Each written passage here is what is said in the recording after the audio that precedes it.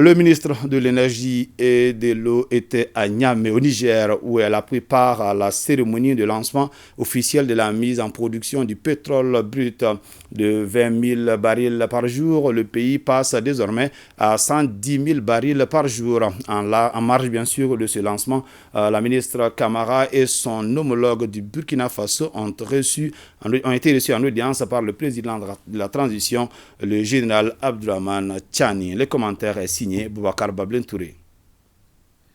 Désormais producteur et exportateur de pétrole, le Niger vient de procéder au lancement officiel de la mise en production du pétrole brut.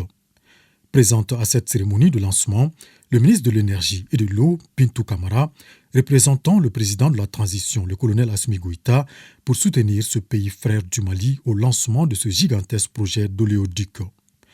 À son arrivée à Niamey, le ministre Camara et son homologue du Burkina Faso ont été reçus en audience par le président de la transition, le général Abdourahmane Tchani. Audience au cours de laquelle le président de la transition du Niger a exhorté les 3 pays de l'Alliance des États du Sahel à mettre en place un mécanisme de coopération commune pour permettre à nos différents pays de s'approvisionner en hydrocarbures via le Niger.